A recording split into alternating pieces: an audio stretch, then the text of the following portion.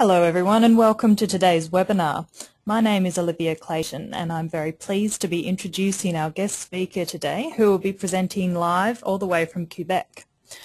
Now while Marjorie is setting up, just some housekeeping. As some live attendees, you have the opportunity to ask questions of our presenter. To do this, click on your control panel for GoToWebinar. You will see a box where you can post questions. And I encourage you to submit a question here at any time. The presentation will go for approximately 30 minutes, and in the last 15 minutes we'll pick out some of the questions you have submitted for Marjorie to respond to. At the end of the webinar, a short evaluation survey will appear on your screen, and we would very much appreciate your feedback, and please let us know if you have any suggestions for future webinars.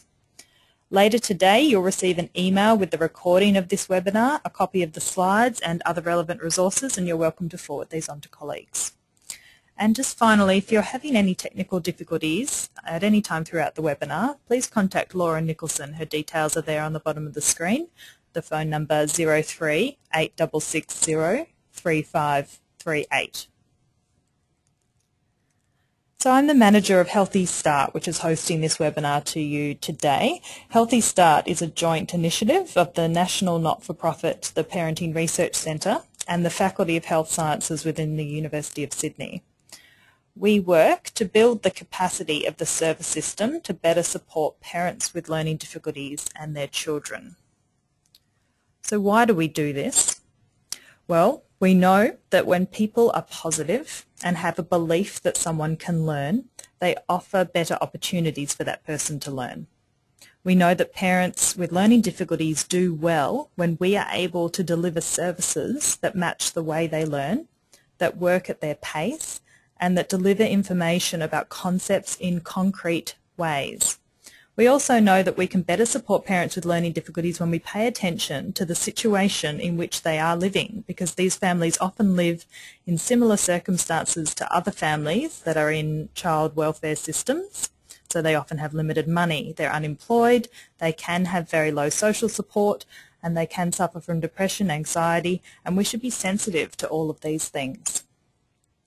Therefore, Healthy Start works across the system to improve attitudes such that they reflect the right for all parents to be provided with support.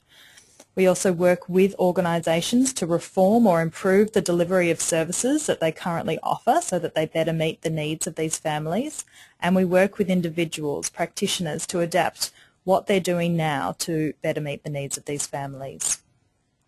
But today with this webinar, our aim is to provide you with some key information about best practice approaches when it comes to assessment with families headed by a parent with learning difficulties. Just before I hand over the control of the presentation to Marjorie, let's have a quick look at who's in the audience. For this webinar, we've had our second highest number of registrants, with 158 people from around Australia and overseas. There's an even split between registrants from government and non-government organisations, and many of you work in or with child protection. We have a number of people who are caseworkers or case practitioners working within disability and family services. We have a few people from intake and assessment teams, and all up we have nurses, OTs, speech pathologists, psychologists, and a scattering of researchers from universities, and it is great to see such a spread across disciplines interested in this topic. Now, to get us started, we have a quick online live poll for you to respond to. The question is, how helpful do you think an IQ test is in the assessment of the ability to parent?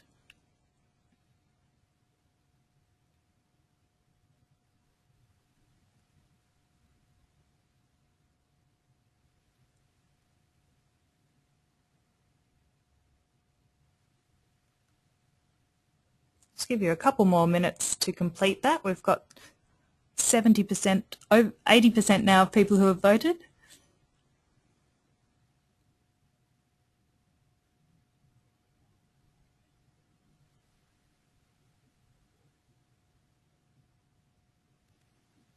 Great, I'm going to close that poll now. Thank you for your responses. So the majority of you have indicated that you consider IQ tests to be somewhat helpful, and the second highest that are not at all helpful in terms of contributing to parenting assessment. Well, the evidence agrees with you. A substantial amount of evidence now which really demonstrates that intelligence testing is a poor substitute for assessments that consider actual parenting performance and the historical and environmental influences on caregiving. So, to talk through current thinking in best practice assessment for families headed by parents with learning difficulties, I would now like to introduce our guest speaker, Dr. Marjorie Aunos. Dr. Aunos holds a PhD in educational psychology and is the newly appointed Director of the Department of Professional Services at the West Montreal Readaptation Center. She is an adjunct professor at both the University of Québec in Montreal and Brock University. Her research focuses on understanding how different variables interplay with parenting. Thus, her focus is on parenting models. Her research also looks at partnerships and collaboration processes between rehabilitation and youth or child protection agencies to favour more positive outcomes for families headed by parents with intellectual disability or learning difficulties. Marjorie's work is widely published in numerous peer-reviewed journals, and she is the co-author of the 2011 book Comprehensive Competence-Based Parenting Assessment for Parents with Learning Difficulties and Their Children. We are incredibly lucky to have her speak on this topic, and Marjorie, I'm going to hand the presentation over to you now.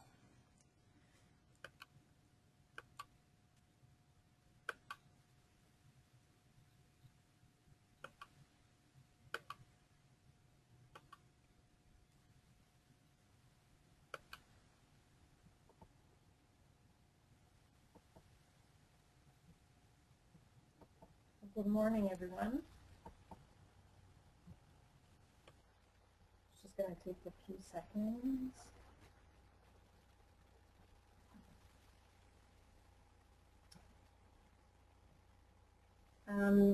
Olivia, can you confirm that I'm okay with the screen? Looks perfect. We can see you, and we've got your slides in full screen. Fabulous. Excellent. So good morning, everybody. So I'm going to be talking to you about best practices in assessment when there's parents with learning difficulties. The first thing that I'm going to actually talk to you about, which is a big warning sign, a disclaimer, just to remind everyone that parenting abilities is actually a huge domain.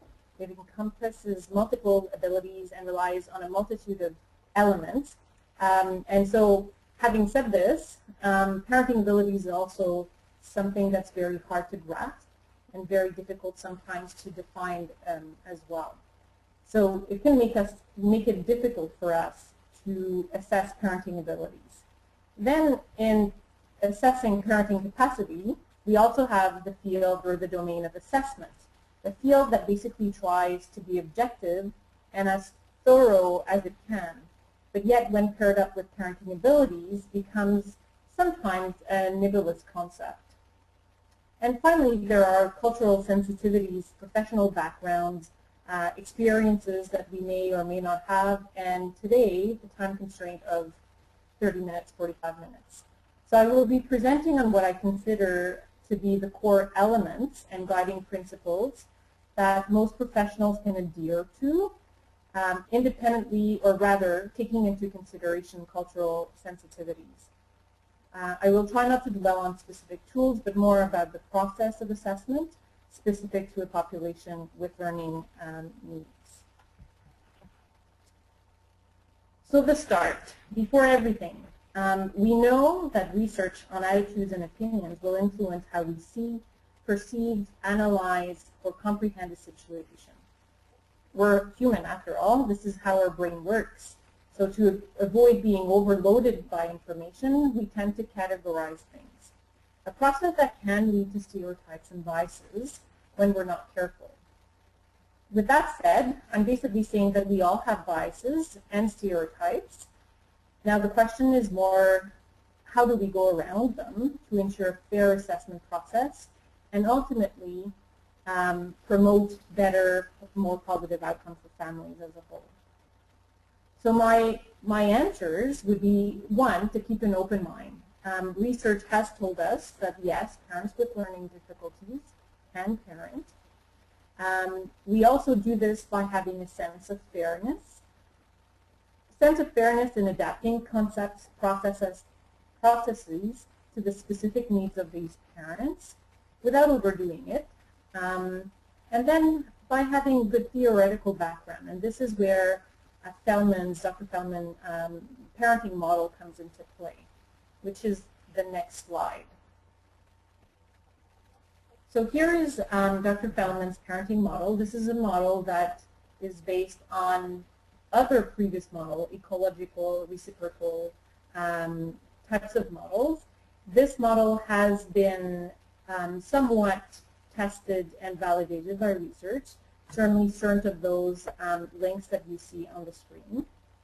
And globally, this model means that there's a multitude of factors that can influence parents, their parenting abilities, and also their child development. That those factors are either external to the parent, so relates more to the environment. They're either part of the person, the parent, so personal characteristics, the parent's health, for example. They're either present currently as social factors, set of events, socioeconomic status, or from the past in terms of the parent's history, for example. We also know through this model that these factors affect parenting abilities differently, more or less in a unidirectional or reciprocal way. And this model also sort of highlights the fact that parental competence is not a static trait, but rather one that changes based on circumstances. And that's sort of the idea behind that model to illustrate. And that last point is actually the most important, I would say, if you were to retain something about the parenting model. Because basically when we go in and do an assessment, we take pictures. We take a series of pictures, and if we know about this, that we take pictures, then the series of pictures, the more we take, tells the story. But if we take only one picture, it doesn't tell the whole story. And we sort of need to look at all of those variables to be able to tell what the story is. The key elements that were validated by research are around the parent's health. So anything in terms of like depression will affect how you will retain teachings, will also affect how you will, in terms of your energy, how you will parent. Parenting stress, the same thing. So those are elements that were validated by research. Poverty is certainly something that will have an impact in terms of the types of resources that you may have in order to parent, and also the quality of supports. Now, one thing that's really important in terms of social support and services is really the quality of them and not the quantity that will have positive impact on parents and parenting abilities. So that's the most important point. If we look at skills to assess, there's 5 factors in terms of to assess. We're going to look at parenting skills. We're going to look at parallel skills, and I'll define them in a few minutes. Personal skills. A child is not a skill to assess, but certainly children will have skills that we can assess and will interact with parents. And then the environment or systemic factors. So if we were to look at skills to assess in terms of the parenting, what I mean by parenting is anything that's basically directly linked to a parenting role. And some elements or some examples of them are basic child care skills, like changing the diaper, feeding an infant, parent-child interactions, behavior management, crisis management, and then managing teenagehood, quote unquote. So those would be examples of parenting skills. Then we have parallel skills, which refers to everyday life abilities that are necessary when parenting. For psychologists, when we assess adaptive skills, especially using sort of the ABAS, for example.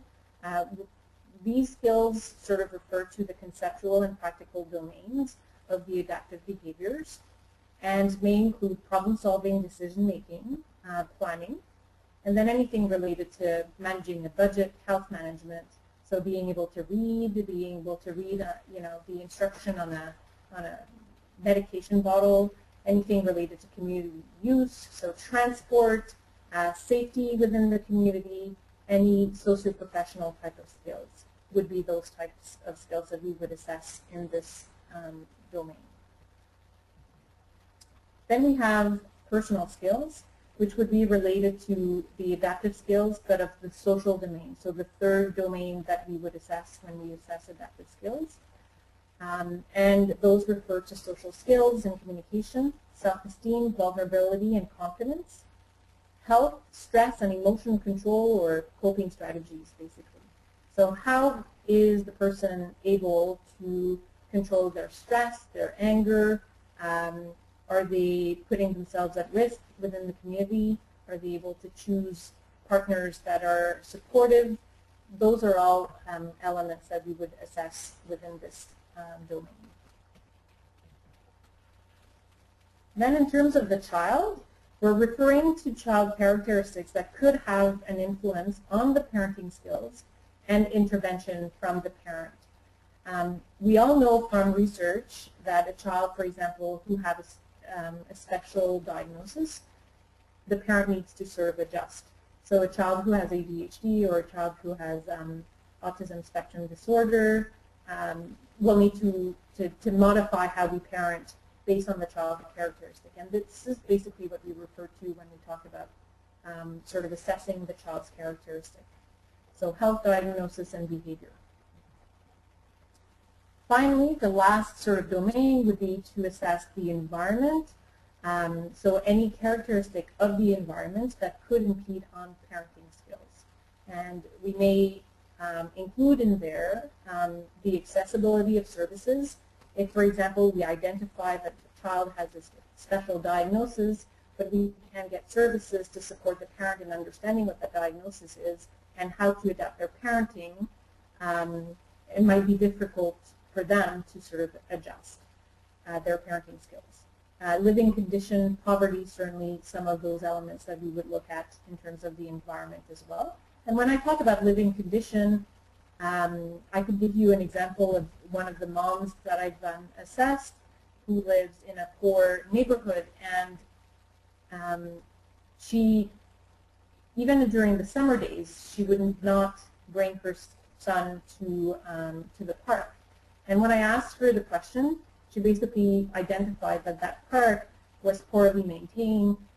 There was syringes, drug addicts who would sort of be there, and she felt actually that the park was more dangerous than a positive experience for her son. So that's an example of how environmental factors could affect parenting skills. Sudden events, a life crisis, and anything in terms of systemic factors. So support network, family dynamics might have an influence on the parenting and how that parent sort of feels that day or is healthy, feels supported, and so forth. Now that we sort of know what we need to assess, the big question is, how do I choose the right tool? Choosing the right tool is not so easy. For one, accessibility might be an issue. You are from all over Australia. Some of these tools may not be available where you are.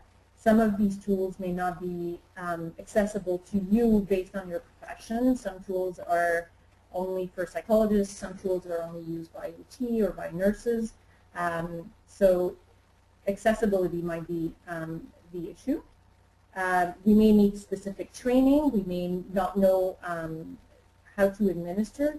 So those are all sort of variables. So in choosing the right tool, it's really looking at those key elements. Is the language easily adaptable? Is the language of that specific tool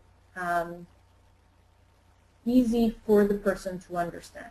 That's the first thing that we would look at. If it's not, can we adapt the language? Can we administer that tool in a verbal manner, and so we become sort of the translator in terms of the specific items that are from that tool. We would also choose the right tool based on our own knowledge of that tool. So do we know how to administer and analyze it? Do we also know the strengths and limitations? This is really important, as when we write reports or when we make our recommendation, we sort of need to base it also on the strengths and limitations of those tools. The tools will not tell us all about parenting and the parenting of the clients that we assess. So it's really looking at what we assess and in which context. Preferably, we would choose a tool that's been used with this population, or certainly if the normative sample had persons with intellectual disabilities included, it would be great. Now, that's not always easy to find, and most tools do not have either. So we'll use sort of the tools that are used more often in research. Finally, we're going to choose the right tool based on how long does it take to administer. If it's too long, we may decide to administer it in multiple sittings. And that's also sort of something to take into consideration when we analyze the results. Now, the most often used tools in our field are the ones that are presented here on this slide. So the first one, I only put the acronyms, but certainly if you needed to have the full names and references, this could be provided to you. The first one is the ABAS, the Adaptive Behavior Assessment Schedule, and this is the tool that will assess adaptive skills. So when I was talking about the personal and parallel skills to assess, the ABAS would be a tool that would assess both of these domains. Then in terms of the parent's health or characteristics, certainly the Parenting Stress Index, which is the next one on the list, would be a tool to use. The strength of the Parenting Stress Index is that it really includes sort of child characteristics and how it interacts in terms of the parenting. In terms of the parentings, it also assesses health factors such as depression, such as systemic factors as well, in terms of how they get along with their partners, and so forth. So it's a tool that really provides a lot of information. Having said that, and that's sort of the limitation part of this tool, is that it's pretty long. It's over 100 questions long. The questions themselves, the items themselves, can be quite lengthy, so it needs to be adapted by someone who will verbally assess or verbally transmit those items.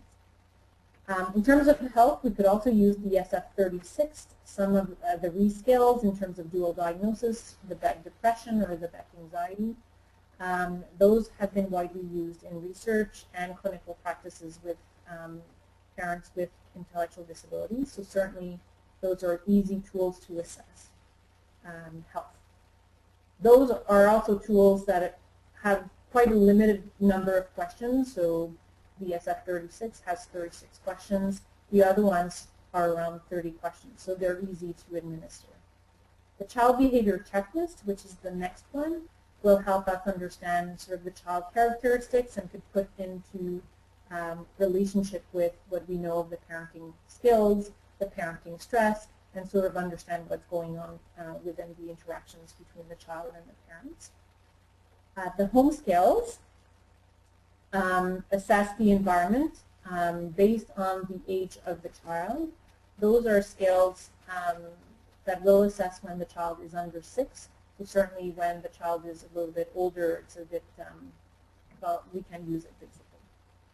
I'll finish in terms of the most often used tools, which relates to the poll question, the notion on IQ.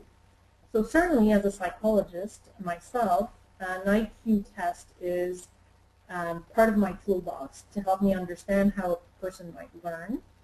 To me, IQ is not a number, and too often I've seen in reports just stating the number and decided saying that the parent can't parent.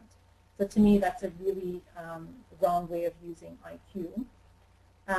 The IQ to me will present identified strengths and limitations that will allow me to understand and to make recommendation in terms of adaptations to ensure that what I teach, what I present in terms of skills to a person, that they can actually understand how I'm presenting it.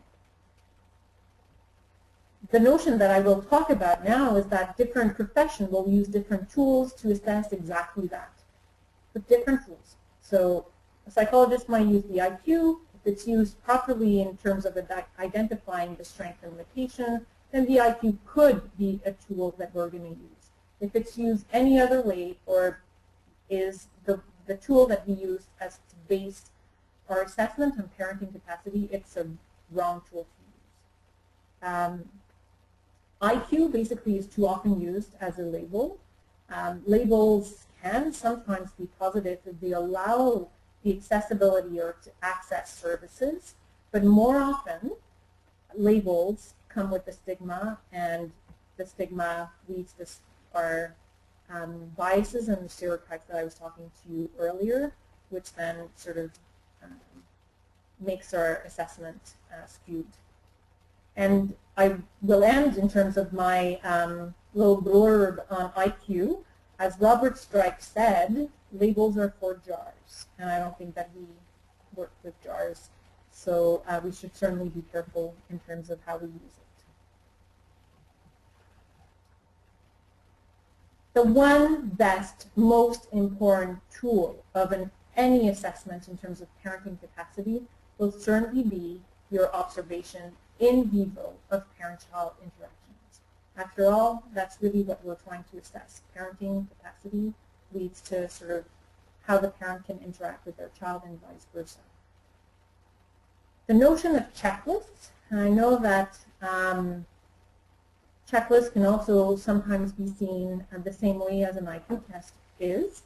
The checklist is sort of there to help us systemize our observation, and should, again, be used that way. We should know exactly why we're using it, on which behavior we're targeting. It should certainly be created based on the task analysis, and if there's any behaviorist in the audience, they will certainly smile, and should be based on expert feedback. It's not just, oh, I've decided that you feed your child this way, so this is how my checklist is, and I will assess this way, or observe your feeding your infant this way. It has to come from a value.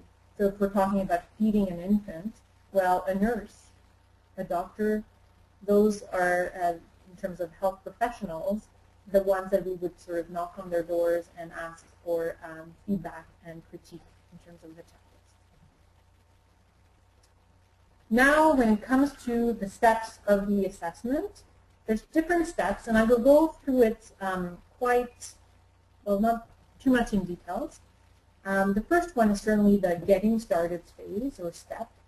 It's about obtaining consent, explaining the process to the parent, reviewing the reason for referral, who made the referral and why, was there previously children, was it the first child, are the other children living with the parents, are they not?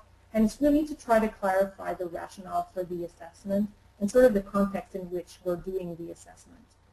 It also provides us a time to establish rapport with the family.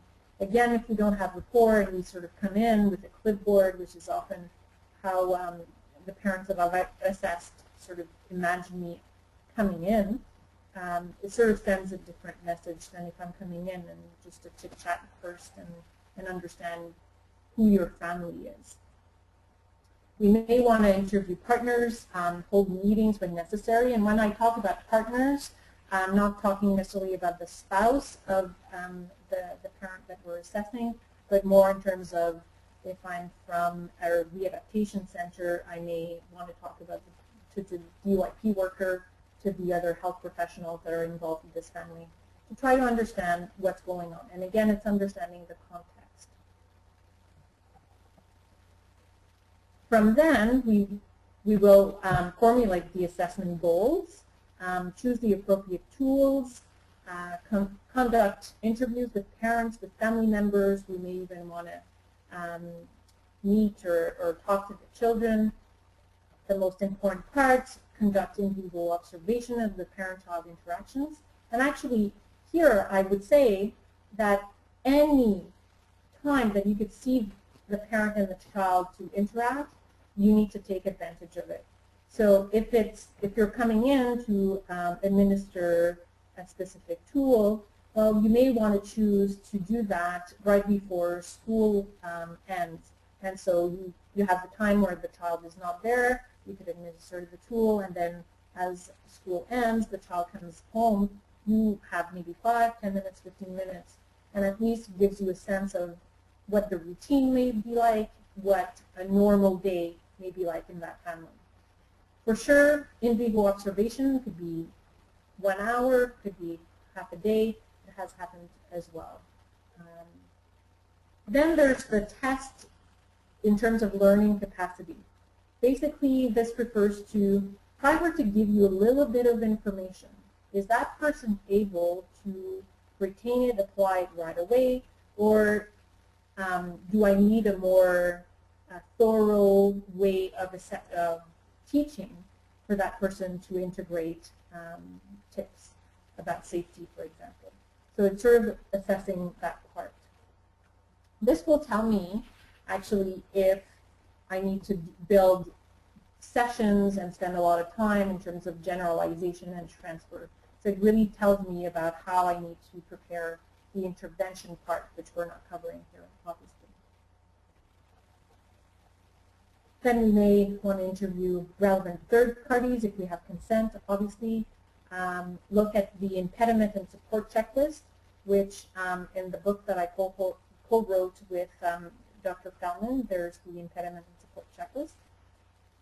We'll want to analyze results, make recommendations for support, write a draft of the report, and very importantly, especially if we've established a good rapport with the family, we may want to review at that point sort of the content of the report and the content of the recommendations before writing the final version. Now, in terms of adaptations, because throughout we may need to adapt our own language, the language of the tools that we use, or the ways that we do things. So certainly the first thing is to adapt to the parent's learning style. So having a language that's simple, that's concrete. We may need to give lots of examples. We may need to model the behavior and try to see, or we may ask them to model a specific skill so that we can see what they actually understood or how they do things. For some of the parents that we work with, actually describing what they would do in terms of changing a diaper, or when their child comes home and has a black eye.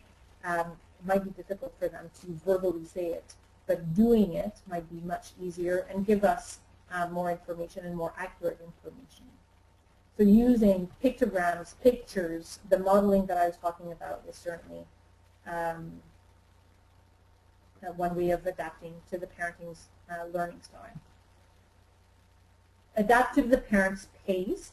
So some of the parents that we work with have limited attention span. Life events that day, that morning, may also impede on how they could retain that day, routine. So those are all things that we may want to assess quickly before each assessment day. And then to ensure responses are accurate. So certainly repetition would be one skill to assess if it's accurate. Most of the tools that I've briefly talked about earlier have already within the assessment or within the tool questions that repeat themselves in different ways to really ensure that the parent or the person that answers it is truthful. Asking them to verify your perception. So if you've made sort of an assumption about something, then certainly asking the parent about it might be a useful way to see if it's accurate. and then reviewing the report and the impressions would also be necessary in terms of that. Certainly, most assessments will end in a report, often a report that will end up in court, or certainly decisions will be based on that assessment and that report. In the book that I co-wrote, there's more described elements as to the components of the report. The importance here, certainly to stay factual, to explain your process and the tools and why you've chosen those tools. Again, I go back to the slides and choosing the right tool, so identifying the strength and the limitations of each tool will help whoever is making the decision aware of how the process can influence the assessment. Be humble. We don't know everything about parenting. It's not because we're researchers or we've done it a multitude of times. Sometimes these parents tell us and teach me more than I can say. So certainly be humble, and be humble in terms of your own strength and your own limitations within that assessment process. And base your recommendations on what you know. That's really important. Goes back again to my comment earlier in terms of if you don't know the tools or it was the first time that you assess it, you should write it in the report again to identify the areas where we would need to be more careful in understanding the recommendations. So if I look at the key principles in a parenting capacities, those would be it. So certainly having objectives and a purpose that are clearly identified. Having instruments that have been validated within research and have been used with parents who have intellectual disabilities. To have direct observations of parent-child interactions. Key principles also would include protective and risk factors, so really being able to identify both and how they interplay. Include information on the ability to learn based on validated research strategies, and then recommendations based on facts, based on findings. So those would be the key elements of the capacity assessment. I will conclude with a story of parenthood, and it's a story of parenthood about the mama duck. It's actually something that Dr. Margaret Spencer has taught me, something that I really liked, how this illustrates parenthood. So if you see the first picture, you have Mama Duck with a series of, I don't know, there are about 8 maybe ducklings, and she's walking on the streets, and there's a created area, and so the 8 little ducklings are still there following Mama Duck. And then finally in the third slide, oops, there's 2 ducklings, and Mama is looking down and going, oh, what's going on? So when we look at those pictures, which are 3 pictures that we've taken, just like when we do an assessment, we may go 3 times in the environment, in the home, and we may take 3 different pictures. Now we may come out with those 3 pictures and sort of ask ourselves, well, is this mom really neglectful? What did she think about? How could she walk on the street with all her 8 kids? Is it a mom who is just murderous? She did it on purpose? Is it a homicide? Or is it just an example of the maladapted public plan? Is it the fault of the government? It's always the fault of the government. But it's sort of things that we could say about with those 3 slides. We could also see those 3 slides and sort of say, maybe we didn't understand the full picture.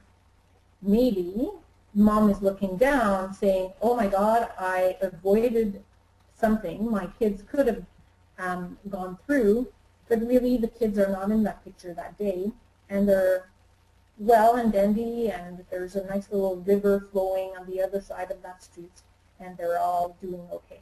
So it's really trying to understand the story between each of the pictures that we'll take during our assessment.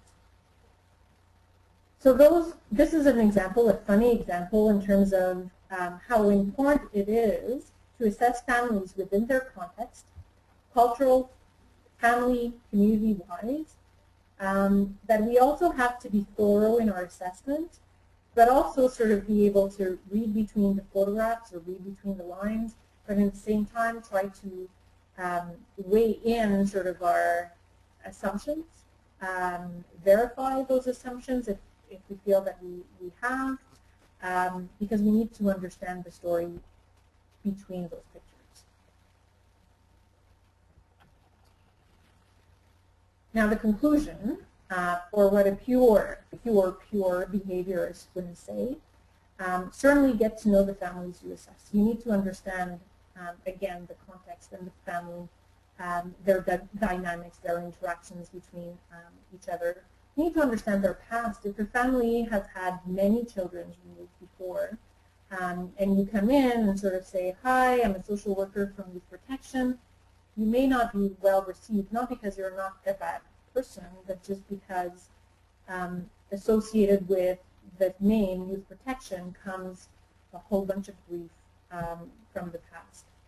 Understand also the reasoning behind the behavior. An example that I could give you is of a Jamaican mom with whom I've worked with for many years.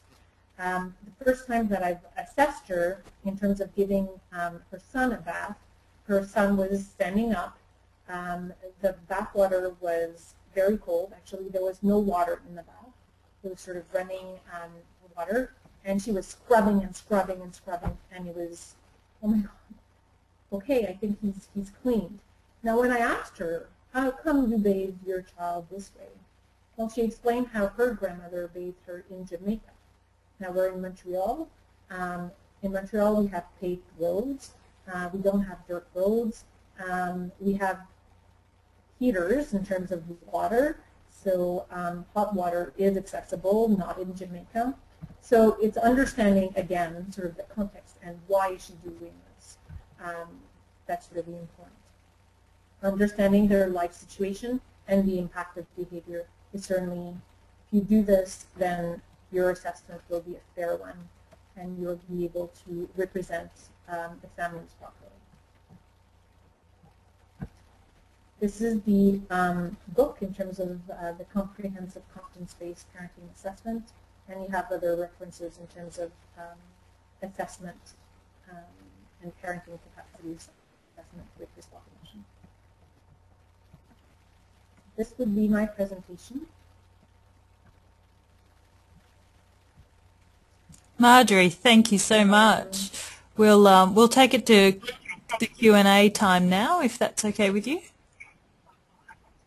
That's perfect. I'll put back up our slide here. But thank you so much for providing such a good snapshot of what is really a complex set of considerations for assessment. But providing that in this forum, I think, is great to be able to understand where people can go for further information and just the key elements.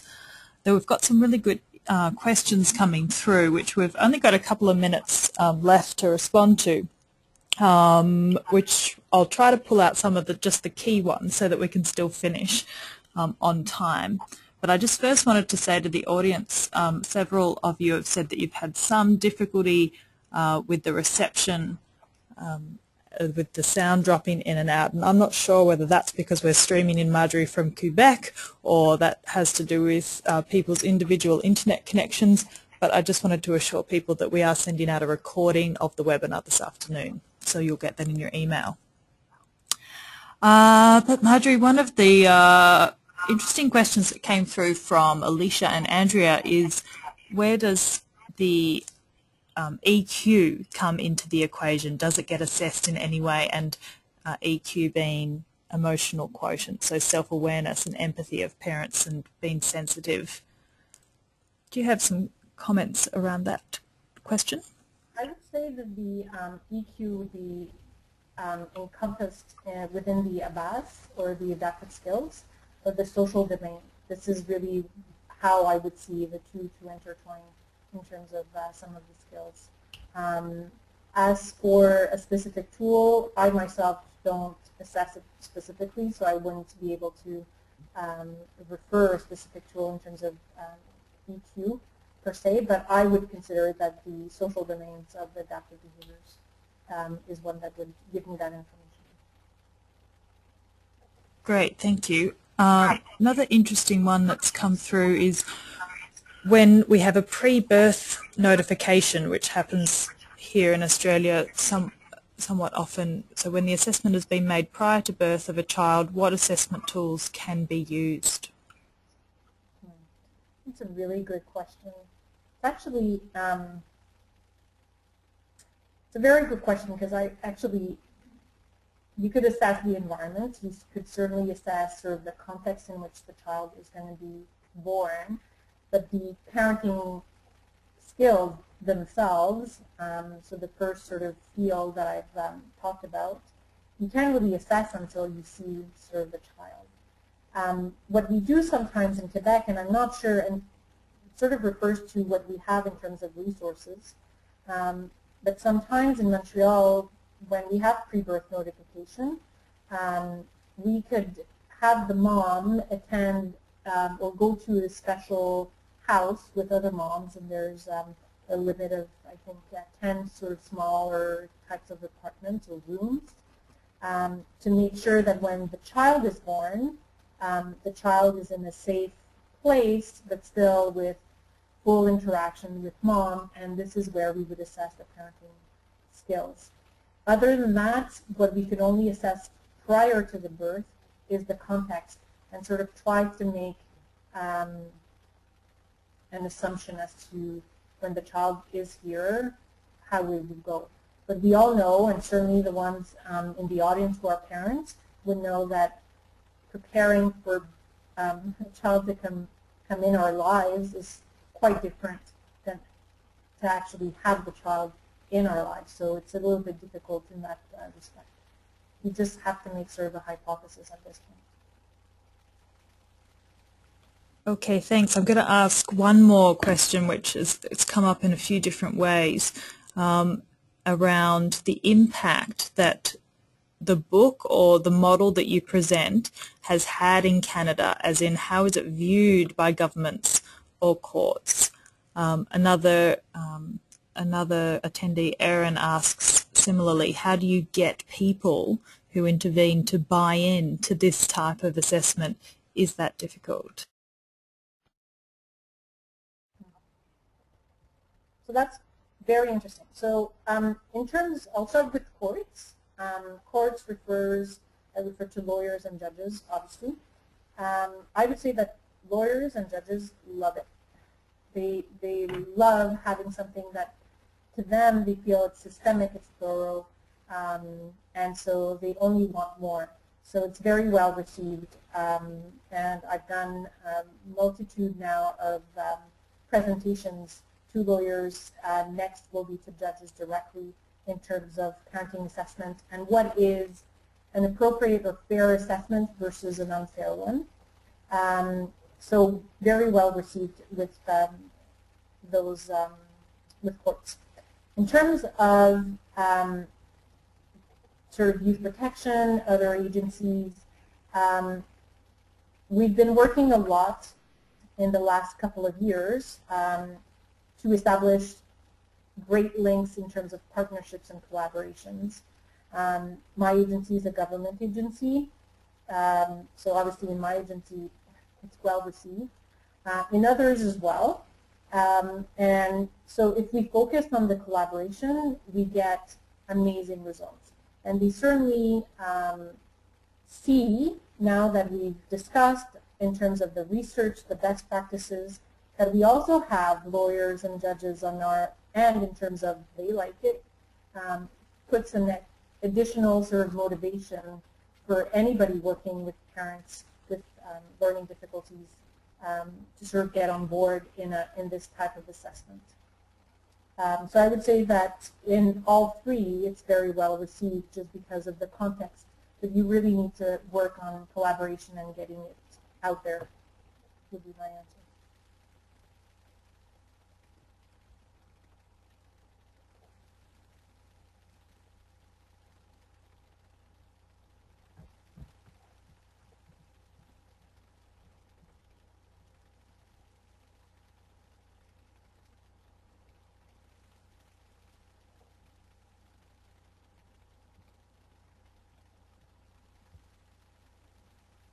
Go again.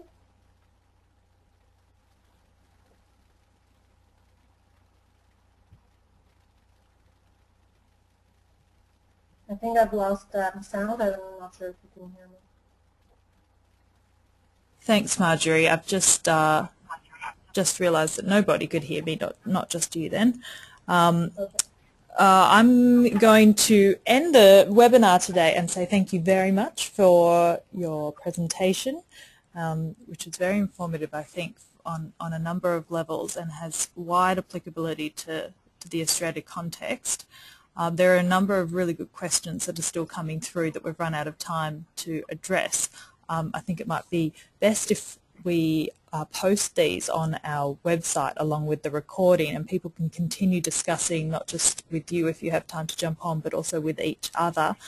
So we have an online practice network as a part of Healthy Start, and people can access that on our website, which the URL is on the screen, healthystart.net.au. Lots of people also just sending through quick messages to you, Marjorie, saying thank you very much, loud applause. And a few questions about the slides. Yes, we'll send those to you over email. Thank you very much. We'll end there. Fantastic presentation and very informative, as a few people are saying online. And we'll hopefully see you on the website. Yes. Okay. All right. Thanks very much. Bye.